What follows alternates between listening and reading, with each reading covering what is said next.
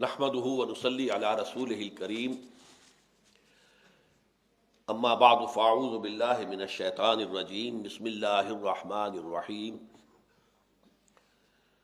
ان تتوبا الى الله فقد صغت قلوبكما وان تظاهرا عليه فان الله هو مولاه وجبريل وصالح المؤمنين والملائكة بعد ذلك ظهير عسى ربه ان طلقكن ان يبدله ازواجا خيرا منكن مسلمات مؤمنات قانتات تائبات عابدات سائحات سيبات وابكارا يا ايها الذين امنوا قوا انفسكم واهليكم نارا وقودها الناس والحجاره عليها ملائكة غلاظ شداد لا يعصون الله ما امرهم ويفعلون ما يؤمرون یا ایھا الذین کفروا لا تعتذروا اليوم انما تجزون ما کنتم تعملون صدق اللہ العظیم رب اشرح لی صدری ویسر لی امری واحلل عقدۃ من لسانی یفقہوا قولی۔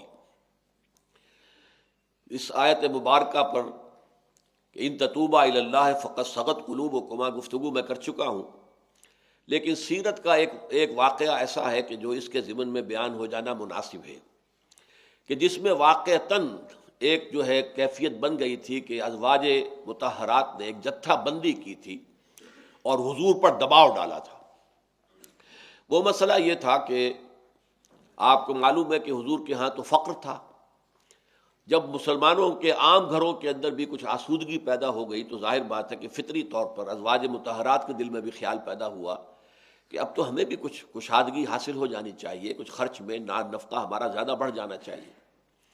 تو انہوں نے نفقات کا مطالبہ کیا اور اس کے ضمن میں سب نے جتھا بندی کر لی مل کر، جیسے ہمارے ہاں ٹریڈ یونینزم ہوتی ہے، تو سب نے جو ہے اس طریقے سے حضور سے بیک زبان جمع ہو کر مجتمع ہو کر مطالبہ کیا کہ ہمیں خرچ زیادہ دیا جائے۔ اس کے ضمن میں روایت جو آتی ہے وہ ہے واقعتاً ایسی کہ جس پہ اس لفظ تظاہر جو ہے اس کا اطلاق ہو جاتا ہے۔ چنانچہ یہ واقعہ بہت مشہور ہے حضور کی حیات طیبہ کا، واقعہ ایلا۔ حضور نے جب یہ دیکھا کہ ان کا دباؤ مجھ پر بہت بڑھ رہا ہے تو آپ نے ایلا کا اعلان کر دیا کہ میں تم سب سے تعلق منقطع کرتا ہوں عارضی طور پر۔ ایلا یہ ہے کہ اب زن و شو کا تعلق میرا تمہارا نہیں رہے گا، یہ ایلا ہے۔ ایک مہینہ اس طرح گزرا اور خبریں یہ اڑ گئیں کہ حضور نے ازواج کو طلاق دے دی ہے۔ اس سے یہ کہ بڑی ایک سراسیمگی پیدا ہو گئی مدینے کے اندر، صحابہ کرام میں بڑی بے چینی پریشانی۔ تو اس کے صورت میں جو ہے وہ خاص طور پر حضرت ابو بکر اور حضرت عمر، یہ دونوں انہوں نے ہمت کی، جرأت کی، انہی کا یہ مقام اور مرتبہ بھی تھا کہ حضور سے جا کے گفتگو کریں۔ تو یہ واقعہ جو ہے صحیح مسلم کے اندر حضرت جابر ابن عبداللہ اس کے حوالے سے موجود ہے، انہوں نے روایت کیا ہے کہ جب حضرت عمر نے فرمایا تو حضور نے جواب دیا کہ ہن کما ترا یسألننی النفقہ، یہ جو میری بیویاں ہیں جیسے کہ تم دیکھ رہے ہو، یہ مجھ پر دباؤ ڈال رہی ہیں کہ میں نفقہ ان کا مال ان کا جو خرچہ ہے وہ بڑھاؤں، تو میرے پاس تو کچھ نہیں ہے، میں کہاں سے لاؤں؟ تو اس کا ذکر جو ہے، اور دوسرا سورہ احزاب کے اندر بھی اس کا ذکر موجود ہے، یا ایھا النبی قل لازواجک ان کنتن تردن الحیات الدنیا وزینتها فتعالین امتعکن واسرحکن سراحا جمیلا۔ اے نبی کہہ دیجیے اپنی بیویوں سے کہ اگر تو تم طالب ہو حیات دنیاوی کی، دنیا کا مال و اسباب، دنیا کی شوکت، دنیا کی آسائشیں، دنیا کی جو بھی آپ دولت چاہیں، وزینتها اور وہاں اس کی زینت اور زیبائش چاہتے ہو، فتعالین تو آؤ، امتعکن میں تمہیں مال دنیاوی اس میں سے دے کر، واسرحکن سراحا جمیلا خوبصورتی کے ساتھ اپنے گھر سے رخصت کر دوں گا۔ میرے گھر میں رہنا اگر ہے تو یہی فقر، یہی فاقہ، یہی تنگی تمہیں برداشت کرنی پڑے گی۔ یہ فقر جو ہے حضور کا اختیاری فقر تھا، ورنہ تو آپ اس وقت جو ہے وہ ایک بادشاہ کی حیثیت رکھتے تھے پورے عرب کے، اور اس میں سے یہ ہے کہ بیت المال پورا آپ کے تصرف میں تھا، لیکن یہ کہ آپ نے اپنا جو بھی خرچہ ہے وہ کم سے کم جتنا کبھی تھا اس سے زیادہ نہیں بڑھایا۔ یہاں اب تک کہ آپ کو معلوم ہے کہ حضرت فاطمہ رضی اللہ تعالیٰ عنہ بھی حاضر ہوئی ہیں اور انہوں نے کہا کہ ابا جان مجھے کوئی کنیز یا غلام عنایت کر دیں، دیکھیے میرے یہ کندھے کے اوپر نشان پڑ گیا ہے، مشق میں پانی بھر بھر کے میں لاتی ہوں کنویں سے، اسی طریقے سے یہ میرے ہاتھ میں گٹے پڑ گئے ہیں، یہ جو چکی میں پیستی ہوں، آٹا پیستی ہوں اس سے، تو مجھے کوئی کنیز، کوئی غلام دے دیجئے۔ حضور نے فرمایا نہیں بیٹا، حالانکہ جس قدر محبت حضور کو حضرت فاطمہ سے تھی اس کا ہم اندازہ نہیں کر سکتے، بہت محبت تھی، کہ نہیں بیٹا یہ چیزیں ہمارے لیے نہیں ہیں، میں تمہیں اس سے بہتر چیز بتاتا ہوں، اور وہ یہ ہے جو تسبیح فاطمہ ہے، وہ اسی روایت میں آئی ہے کہ ہر نماز کے بعد 33 مرتبہ سبحان اللہ، 33 مرتبہ الحمدللہ، اور 33 یا 34 مرتبہ اللہ اکبر کہہ لیا کرو، یہ بہت بڑی دولت ہے اس دنیا کی کسی کنیز یا غلام کے مقابلے میں۔ تو یہ چیز جو ہے ایک طرح کا معاملہ جو فطری طور پر ہو جاتا ہے دنیا کے اندر، تو وہ حضور کے ساتھ بھی ہوا ہے، اور حضور کے ازواج مطہرات نے ایکا کر کے ایک جتھا بنا کر حضور پر دباؤ ڈالنے کی کوشش کی ہے۔ اس کے اوپر اس آیت کا اطلاق زیادہ صحیح ہوتا ہے، اگرچہ یہ واقعہ جو ہے سورہ احزاب میں آیا ہے، یہاں پر در حقیقت معاملہ دوسرا ہے۔ اب اس کے بعد وہ جو دھمکی دی گئی تھی، وَإِن تَظَاهَرَ عَلَيْهِ فَإِنَّ اللَّهَ هُوَ مَوْلَاهُ وَجِبْرِيلُ وَصَالِحُ الْمُؤْمِنِينَ وَالْمَلَائِكَةُ بَعْدَ ذَلِكَ ظَهِيرٌ۔ اب اس کو آگے بڑھایا جا رہا ہے، عَسَىٰ رَبُّهُ إِن طَلَّقَكُنَّ أَن يُبْدِلَهُ أَزْوَاجًا خَيْرًا مِّنكُنَّ۔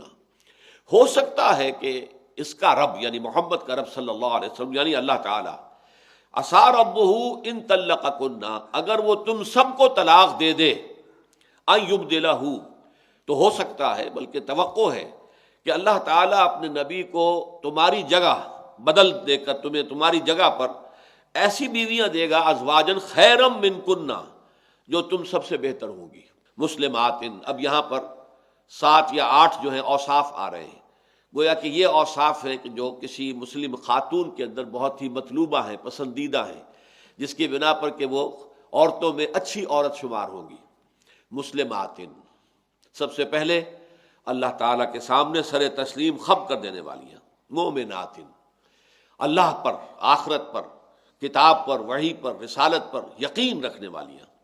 قانتات، فرما بردار، فرما برداری کرنے والی ہیں، فرما برداری اللہ کی بھی اور فرما برداری شوہر کی بھی، شوہر کی فرما دی۔ فالصالحات قانتات، اچھی بیویوں کی پہلا جو وصف بیان ہوا، پہلی صفت وہ یہی ہے، قانتات، قانتات تائبات، توبہ کرنے والی ہیں۔ یہاں آپ نوٹ کریں گے کہ یہ تائبات کا لفظ جو ہے اس کے بالکل مرکز میں آ رہا ہے۔ یہ اصل میں 7 بنتے ہیں جو اوصاف بیان ہو رہے ہیں، ویسے گنتی میں 8 ہو جائیں گے لیکن 7 ہیں در حقیقت، ایک جوڑا بن کر ایک ہی بنتا ہے۔ تو اس میں یہ ہے کہ درمیان میں سینٹر میں تابہ، چونکہ اس سے گفتگو ہو رہی تھی ان تتوبا الی اللہ فقد صغت قلوبکما، تو توبہ کرنے والی ہیں، یعنی غلطی ہو جاتی کس سے نہیں ہوتی؟ ہر انسان، جو حضور نے فرمایا کلکم خطاؤون وخیر الخطائین التوابون، تم سب کے سب تمام انسان خطا کار ہو، انتہائی خطا کار ہو، اور تم میں سے بہتر لوگ وہ ہیں کہ جو توبہ کرنے والے، پلٹتے ہیں، رجوع کرتے ہیں، اصلاح کرتے ہیں۔ تو توبہ جو ہے اللہ کو بہت عزیز ہے، اللہ کو بہت پسند ہے۔ بلکہ ایک حدیث میں یہاں تک الفاظ ہیں، اس کا ٹیکسٹ مجھے یاد نہیں ہے، مفہوم یہ ہے کہ اگر انسان خطا نہ کرتا تو اللہ تعالیٰ کوئی اور مخلوق پیدا کرتا کہ جو خطا کرے، گناہ کرے، اور پھر اللہ سے استغفار کرے، تاکہ اللہ تعالیٰ جو ہے اپنی شان غفاری جو ہے اس کا بھی تو اظہار ہو نا، وہ غفار ہے۔ تو غفار کس کے لیے ہوگا؟ غفار اسی کے لیے ہوگا جو توبہ کریں گے۔ تو جو توبہ نہیں کرتے، اور اس میں یہ بھی احساس ہوتا ہے کہ گویا کہ بہت اکڑے ہوئے ہیں اپنی دینداری پر، نیکی پر، یا اپنی انا اتنی ہے کہ اللہ کے سامنے بھی جھکنے کو تیار نہیں، کہ اللہ معاف فرما دے، اے اللہ مجھ سے خطا ہو گئی ہے، اے اللہ مجھ سے درگزر فرما، اے اللہ تغمدنی برحمتک کا، مجھے اپنی رحمت سے ڈھانپ لے۔ یہ اگر آپ اللہ سے یہ التجا کرنے کو تیار نہیں تو گویا آپ کی انانیت بہت زیادہ ہے۔ آپ اللہ کے سامنے تو عز، اللہ کے سامنے تذلل، اخبات، یہ پسندیدہ چیزیں ہیں۔ تو یہاں توبہ کا لفظ درمیان میں لائے، تو عسیٰ ربہ ان طلقکن ان یبدلہ ازواجا خیرا منکن مسلمات مومنات قانتات تائبات عابدات، عبادت گزار، بہت عبادت کرنے والی ہیں۔ حضرت زینب بنت جحش کے بارے میں خاص طور پر یہ آتا ہے کہ وہ بہت ہی عابدہ خاتون تھی، بہت عبادت گزار تھی، اور انہیں ایک ذرا یہ بھی ایج حاصل تھا بقیہ ازواج مطہرات پر کہ ان کے بارے میں سورہ احزاب میں آیا ہے کہ اللہ نے خود نکاح کیا ہے حضور کا ان کے ساتھ۔ تو وہ کہا کرتی تھی، جو اپنی جو دوسری ازواج مطہرات تھیں، وہ سوکن کا لفظ میری زبان پر نہیں آتا ان کے لیے، کہ ان پر یہ فخر کرتی تھی کہ تمہارے نکاح زمین پر ہوئے، میرا نکاح آسمان پر ہوا ہے۔ تو یہ ویسے بھی بہت ہی عبادت گزار تھی۔ تو عابدات سائحات، یہ سیاحت کا لفظ آتا ہے اصل میں پرانے زمانے میں، جب لوگ جو ہے وہ دنیا کو اپنی یہ شہری زندگی اور اپنی تمدنی زندگی چھوڑ کر کئی جنگلوں میں جا کے دھونی رما لیتے تھے اور دنیا کی لذتوں سے بالکل کنارہ کش ہو جاتے تھے. یہ سیاحت ہوتی تھی، گھومتے پھر رہے ہیں، بس آج یہاں ہے، کل وہاں ہے، پرسوں وہاں، یہاں ڈیرا ہے، وہاں ڈیرا ہے، بس خیریت، کوئی گھر نہیں، کوئی بار نہیں. لیکن اسلام میں رہبانیت کی نفی کے بعد اب اس سیاحت کا اور سائحون کا جو ہے مطلب ایک ہی ہے، اور وہ یہ کہ لذات دنیاوی سے کنارہ کشی، لذات دنیاوی جو ہے اس کی طلب میں نہ ہونا، اس سے کنارہ کش رہنا. زہد اسی کو کہتے ہیں. زہد اس کا ہے کہ انسان بس جو منیمم ہے اس پر گزارا کرے. یہ نہیں ہے کہ ترک دنیا ہے، نہیں، کھانا تمہارا حق ہے. وَإِنَّ لِنَفْسِكَ عَلَيْكَ حَقًّا وَإِنَّ لِزَوْجِكَ عَلَيْكَ حَقًّا وَإِنَّ لِزَوْرِكَ عَلَيْكَ حَقًّا. یہ تمام حقوق بھی تمہیں ادا کرنے ہیں، تمہارے نفس کا بھی حق ہے، لیکن یہ ہے کہ بس وہ کم سے کم پر گزارا کیا جائے. صائحات سیبات و ابکارا.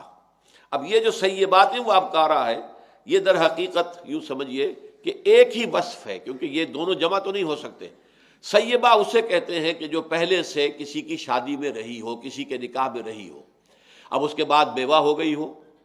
جیسے کہ آپ کو معلوم ہے حضرت سلمہ رضی اللہ تعالی عنہ، ان کا بڑا اونچا مقام ہے، اور صلح حدیبیہ کے موقع پر وہی حضور کے ساتھ تھی. انہوں نے ایسا مشورہ دیا تھا حضور کو کہ اس سے معلوم ہوتا ہے کہ ایک جو زوجہ صالحہ ہے وہ ایک مرد کے لیے انتہائی بہتر مشیر اور وزیر ہے. ہاں یہ ضرور ہے کہ اختیار جو ہے وہ شوہر کے ہاتھ میں.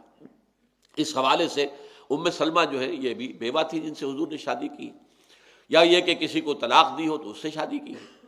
حضرت زید ابن حارثہ نے طلاق دے دی تھی حضرت زینب بنت جحش کو، اور حضور نے ان سے نکاح کیا، بلکہ اللہ تعالیٰ کے حکم سے کیا ہے. جیسے کہ میں نے ابھی عرض کیا کہ وہ کہتی تھی کہ میرا نکاح آسمان پر ہوا ہے، تمہارا زمین پر ہوا ہے. تو سیبہ اس سے کہتے ہیں شوہر آشنا، جو پہلے بھی کسی کی کے نکاح میں رہ چکی ہوں. اب کارا یہ ہے کنواریاں. اب ظاہر بات ہے کہ ایک عورت میں دو وصف یہ دونوں جمع نہیں ہو سکتے. اگر ان کو دو شمار کریں گے تو یہ 8 اوصاف ہو گئے، لیکن ان دونوں کو تو ایک شمار کرنا ہوگا تو 7 اوصاف ہیں، اور 7 میں مرکزی جو ہے وہ تائبات. اس موضوع پر انشاءاللہ اگلے درس میں، کیونکہ اس جو سورہ مبارکہ کے دوسرے رکوع میں توبہ کے ضمن میں قرآن مجید کی عظیم ترین آیت آئی ہے. عسیٰ ربہ ان طلقکن ان یبدلہ ازواجا خیرا منکن مسلمات مؤمنات قانتات تائبات عابدات سائحات سیبات و ابکارا. اب اس کے بعد وہ مضمون آ رہا ہے جس کا میں نے خاص طور پر اگر اشتہار آپ کی نظر سے گزرا ہو تو اس میں جو حوالہ دیا تھا، اس خاندان کے ادارے میں سربراہ جو ہے، اس سربراہ کا جو ہے وہ کیا رول ہے.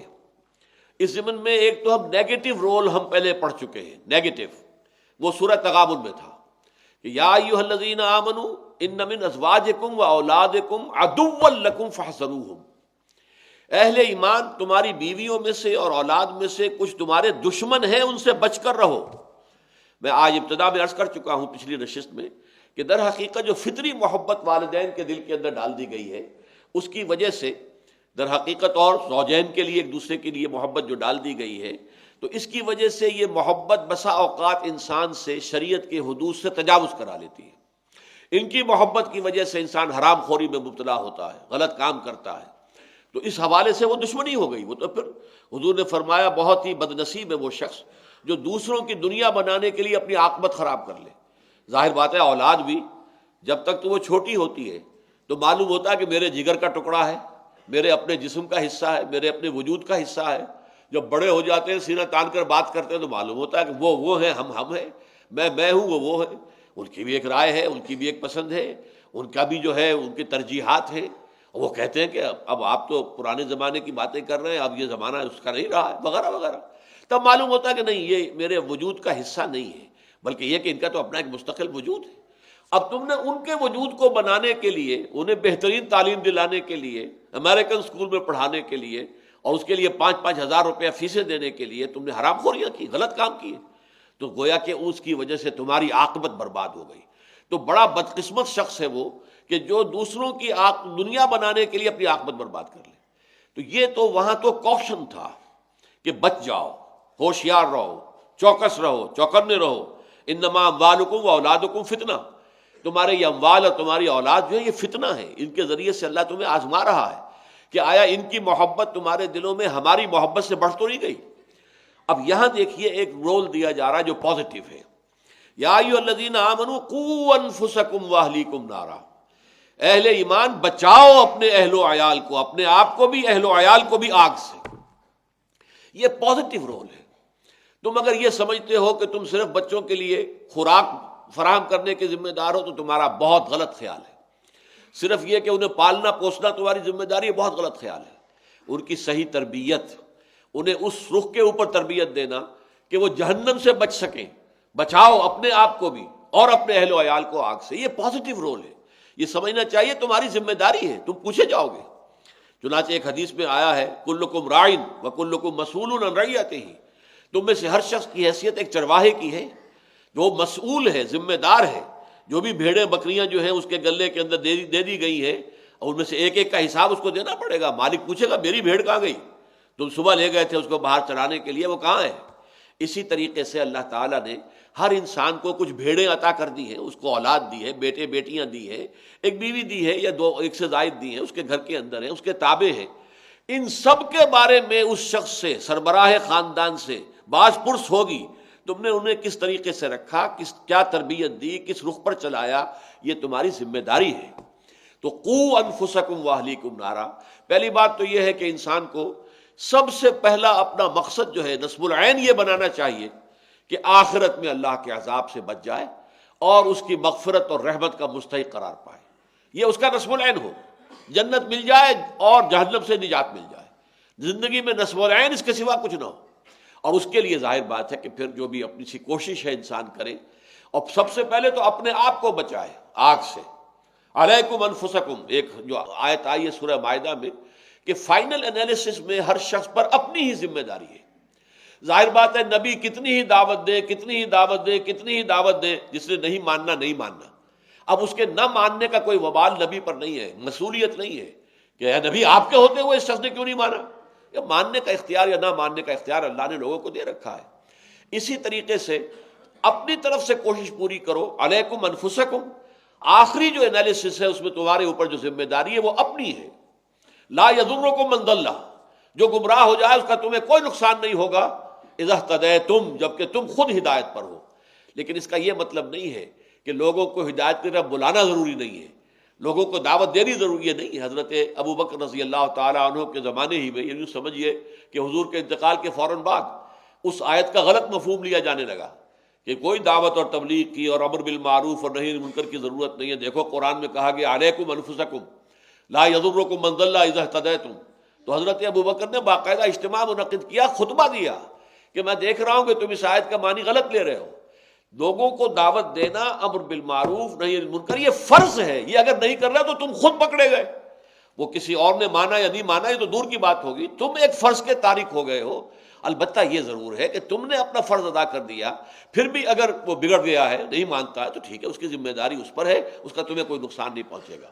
لیکن یہ پازیٹیو رول قوا انفسکم، یہی وجہ ہے کہ حضور اکثر خطبوں میں فرماتے تھے کہ اوصیکم و نفسی بتقوی اللہ، لوگوں میں تمہیں بھی وصیت کرتا ہوں اور اپنے نفس کو بھی اللہ کا تقوی اختیار کر۔ یہ آپ نے اپنے آپ کو کبھی اس سے بری نہیں کیا ہے، بلکہ اوصیکم و نفسی بتقوی اللہ، میں وصیت کرتا ہوں تمہیں بھی اور اپنے نفس کو بھی کہ اللہ کا خوف کرے، اللہ سے ڈرے، محاسبہ اخروی کا احساس رکھے اور اللہ تعالیٰ کے احکام پر کاربند رہے۔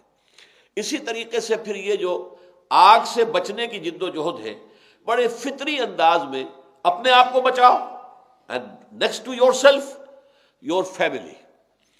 بیوی ہے آپ کی، یا فرض کیجئے کہ کوئی بیوی جو ہے وہ ہدایت یافتہ ہو گئی ہے، شوہر ابھی غلط راستے پر ہے بہت سی مثالیں، آج کل بہت سی مثالیں ہمارے سامنے آتی، تو وہ بیوی کے لیے یہ کام ہوگا کہ وہ جتنا بھی ممکن ہو، جس طریقے سے بھی ممکن ہو، جس طرح سے بھی اپنے شوہر کو سیدھے راستے پر لانے کی کوشش کرے تاکہ وہ شوہر جہنم کی آگ سے بچ جائے۔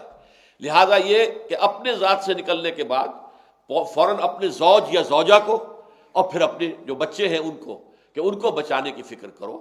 اس کے بعد آتا ہے کہ پھر انسان جو ہے اپنے قرابت داروں کی طرف متوجہ ہوگا، رشتہ داروں کی طرف جائے گا، پھر یہ ہے کہ اپنے پڑوسیوں کی دعوت دی جائے گی، پھر یہ کہ پوری نوع انسانی کو دعوت دی جائے گی۔ لیکن دعوت کیا ہے؟ قوا انفسکم واہلیکم نارا۔ یہی وجہ ہے کہ تمام انبیاء کرام کی جو دعوت ہے اس کا نقطہ آغاز انذار آخرت ہے۔ یا ایھا المدثر قم فانذر وربک فکبر۔ اور حضور کا تو یہ تعامل تھا کہ آپ اپنی قریب ترین جو خواتین تھی رشتہ دار ان کو لے کر بیٹھتے تھے اور آپ فرماتے تھے یا فاطمہ بنت محمد انقذی نفسک من النار فانی لا املک لک من اللہ شیئا، اے فاطمہ محمد کی لخت جگر نور چشم، اپنے آپ کو آگ سے بچانے کی فکر کرو، اس لیے کہ اللہ کے ہاں مجھے کوئی اختیار تمہارے بارے میں حاصل نہیں ہوگا، اختیار اللہ کا ہوگا، اور ان کے سامنے تیرے عمل ہوں گے جو سامنے پیش آئیں گے۔ یا صفیہ تو عمت و رسول اللہ، اے صفیہ اللہ کے رسول کی پھپھی حضرت حمزہ کی ہمشیرہ، انقذی نفسک من النار، بچاؤ اپنے آپ کو، نکالو آگ سے، فانی لا املک لک من اللہ شیئا، اس لیے کہ میں قیامت میں اللہ تعالیٰ کے ہاں آخرت میں تمہارے کام نہیں آ سکوں گا، مجھے کوئی اختیار حاصل نہیں ہوگا۔ تو یا ایھا الذین آمنوا قوا انفسکم واہلیکم نارا، اب اس نار کی شدت کو بیان کرنے کے لیے فرمایا وقودھا الناس والحجارہ، اس کا ایندھن بنیں گے انسان بھی اور پتھر بھی۔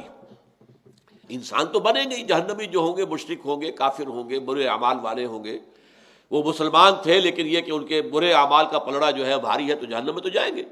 البتہ اگر دل میں ایمان ہے، واقعی حقیقی یقین والا ایمان کسی درجے میں بھی ہے، تو پھر وہ اپنے گناہوں کے مقدار کے مطابق سزا پا کر وہاں سے نکال لیے جائیں گے، لیکن ایک دفعہ تو جانا ہوگا۔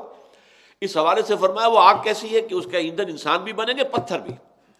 پتھر کا یوں ہو سکتا ہے، اس کے دو مفہوم ہو سکتے ہیں، ایک تو یہ کہ وہ آگ کے جس کا ایندھن پتھر ہو اس کی شدت کا کیا عالم ہوگا۔ جیسے آپ کو معلوم ہے کہ ایک کوئلہ ہمارے ہاں لکڑیوں سے بنتا تھا، اور ایک وہ جو پتھر والا کوئلہ آتا ہے اس کی جو حدت ہوتی تھی، اس کے اندر جس قدر تمازت ہوتی تھی اس کا آپ اندازہ نہیں کر سکتے۔ پھر اس میں ایک رخ یہ بھی ہے کہ یہ جو اصل مخاطب تھے قرآن مجید کے اولین، تو وہ بتوں کو پوچھتے تھے، وہ پتھروں سے بنے ہوئے تھے، کہ جب تمہیں جھونکا جائے گا اس جہنم میں تو تمہارے ان بتوں کو بھی جھونکا جائے گا، وہ بھی جلیں گے، تاکہ تمہاری حسرت میں اضافہ ہو جائے کہ ہم انہیں معبود سمجھتے رہے، ہم ان کے سامنے متھے ٹیکتے رہے، اور یہ بھی ہمارے ساتھ اسی جہنم کی آگ کے اندر جل رہے ہیں۔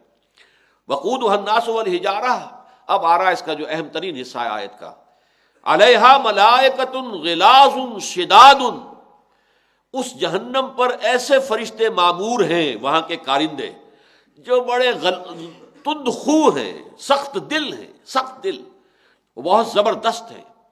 یعنی ایسا نہیں ہے کہ تمہارے لاڈلے جن کو تم نے بہت گھی شکر کھلایا ہے اور بہت اچھی تعلیمیں دلائی تھیں اور بڑے اونچے عہدوں پر دنیا میں پہنچا دیا تھا، جب تمہارے سامنے آگ میں جلیں گے تو اس وقت ان کے نالہ و شیون سے، ان کے آہ و فغاں سے، ان کی چیخ پکار سے کسی فرشتے کا دل پسیجے گا نہیں، کسی کے اندر کوئی نرمی پیدا نہیں ہوگی۔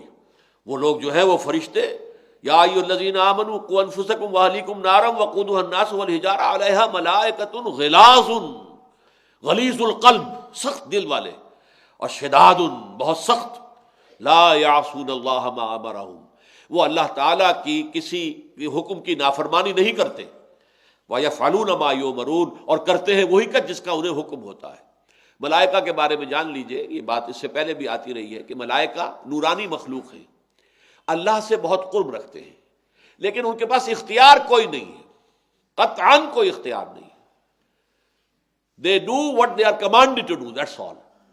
قرآن مجید میں اس کو کھول دیا گیا ہے، چنانچہ لہو ما بین ایدینا وما خلفنا وما بین ذالک، سورہ مریم میں فرمایا کہ حضور کے اس شکوے کے جواب میں کہ جبرائیل ہمیں تو انتظار رہتا ہے وحی کا، آپ زیادہ زیادہ وقفہ ڈال کر آتے ہیں، تو ان کا جواب جو دیا گیا ہے کہ اے نبی ہم اپنی مرضی سے اتر ہی نہیں سکتے، لا نتنزل الا بامر ربک، ہم آپ کے رب کے حکم کے بغیر نازل نہیں ہو سکتے۔ لہو ما بین ایدینا، اس کا اختیار ہے اس پر بھی جو ہمارے سامنے ہے، وما خلفنا، اور اس پر بھی کہ جو ہمارے پیچھے ہے، وما بین ذالک، اور جو ان دونوں کے درمیان ہے۔ اب دیکھیے میرے آگے، میرے پیچھے، آگے اور پیچھے کے درمیان کون ہے؟ میں ہوں، تو میں تو کلیتاً حکم رب کے تابع ہوں، جب اس کی مرضی اس کا حکم ہوتا ہے میں آتا ہوں۔ یہ ہے اصل میں شے، اس لیے کہ ذرا بھی اگر آپ غور کریں گے تو یہ دنیا میں جو الہ کا تصور ہے، در حقیقت ظاہر بات ہے دنیا شروع ہوئی ہے اسلام کے ساتھ، ایمان کے ساتھ، حضرت آدم مومن نبی اللہ کے، یہ بعد میں کہاں سے آ گئے یہ الہ؟ یہ در حقیقت ایمان بالملائکہ کی بگڑی ہوئی شکل ہے۔ اللہ تعالیٰ نے ملائکہ معمور کیے ہوئے، یہ پہاڑ کا فرشتہ ہے، یہ سورج کا فرشتہ ہے، یہ چاند کا فرشتہ ہے، اس کے ذمہ یہ کام ہے، اس کے ذمہ یہ کام ہے، اس کو بارش کا فرشتہ ہے، یہ ہواؤں کا فرشتہ ہے، فرشتے ہیں۔ لیکن یہ کہ جب ان لوگوں نے یہ کہا کہ ہاں جب یہ اتنے برگزیدہ ہیں اور انہیں خدا کی بیٹیاں بھی قرار دے دیا عرب والوں نے، تو اللہ کی بڑی لاڈلی ہیں یہ، اور ان کے ہم تصویریں بنائیں لات اور عزا اور منات، اور ان کو بھی پوجیں تاکہ یہ ہم سے خوش ہوں، تو ہم پر مہربانی ان کی زیادہ ہو جائے۔ یہی وجہ ہے کہ ہندوستان کے اندر بھی آپ کو معلوم ہے کہ مہادیو وہ اللہ ایک ہے، مہادیو تو ایک ہے، ایک سے زائد نہیں ہو سکتے، مہا تو ایک ہی ہوگا، لیکن پھر دیوی اور دیوتا یہ بے شمار ہیں۔ اسی طرح اللہ ایک تھا عرب میں، لیکن الہ بے شمار تھے۔ جیسے کہ یورپ میں بڑے جی سے لکھے جانے والا گاڈ ہمیشہ سے ایک رہا ہے، omnipotent, omniscient, omnipresent, علی کل شیء قدیر، بکل شیء علیم، جہاں بھی کہیں ہو تم، ہوا معکم اینما کنتم۔ لیکن یہ کہ اس کے نیچے گاڈز اینڈ گاڈیسز، تو یہ گاڈز اینڈ گاڈیسز، دیویوں اور دیوتاؤں اور الہ کا تصور کیا ہے؟ یہ ایمان بالملائکہ کی بگڑی ہوئی شکل ہے۔ ہمیں ملائکہ سے دعا کرنے کی اجازت بھی نہیں ہے۔ ہمیں معلوم ہے 2 فرشتے میرے ساتھ موجود ہیں، لیکن مجھے کسی تکلیف میں میں یہ نہیں کہہ سکتا کہ میری ذرا یہ مدد کر دو، نہیں، اللہ سے مدد کی درخواست کرو، اللہ جس طریقے سے چاہے کرائے۔ وہ کسی فرشتے کو بھیجے، وہ کسی فوت شدہ ولی اللہ کی روح کو بھیج دے، ہمیں کیا ہے؟ ہمیں تو پیڑ کھانے ہیں، وہ آم کھانے ہیں، پیڑ نہیں گرنے۔ لیکن ہم نہ ولی اللہ کو پکار سکتے ہیں، نہ فرشتے کو پکار سکتے ہیں، نہ کسی نبی کو پکار سکتے ہیں۔ پکارنا جو ہے ایاک نعبد و ایاک نستعین، تجھ ہی سے مدد مانگیں گے، یہ ہے در حقیقت توحید فی الدعا۔ تو یفعلون ما یؤمرون، وہ تو وہی کچھ کرتے ہیں جس کا کہ انہیں حکم دیا جاتا ہے۔ یا ایھا الذین کفروا لا تعتذروا اليوم، اور پھر آخری بات آ رہی ہے اس ضمن میں، اس روز کہہ دیا جائے گا، اے کافرو آج اب یہاں معذرت نہ کرو، بہانے نہ بناؤ، خام خواہ کی جو ہے گڑ گڑا کر معافی نہ مانگو، انما تجزون ما کنتم تعملون، تمہیں تو بدلے میں وہی کچھ دیا جا رہا ہے جو تم کرتے تھے۔ ہم نے اپنی طرف سے کوئی شے اس کے اندر اضافہ نہیں کیا ہے، تمہارے اعمال ہیں۔ دنیا میں وہ اعمال تمہیں شوگر کوٹڈ معلوم ہو رہے تھے، اس کے اندر تلخی تھی۔ اب کنین کی گولی، اس کے اوپر اگر آپ نے شوگر کوٹ کر دیا تو بڑے آسانی سے آپ کھا جائیں گے اس کو، لیکن ہے تو کڑوی۔ اب ہوا یہ ہے کہ تم نے حرام خوریاں وہاں کی تھی، وہ بڑی پلیزنٹ معلوم ہوئی، بہت اچھی لگی، لیکن اب ان کی اصل تلخی جو ہے تم پر ظاہر ہو گئی ہے، لیکن ہیں وہی تمہارے اعمال، وہی تمہارے سامنے رکھ دیے گئے۔ اللہ تعالی ہمیں اس روز کی رسوائی سے اور ناکامی سے بچائے۔ بارک اللہ لی ولکم فی القرآن العظیم ونفعنی وإیاکم بالآیات والذکر الحکیم۔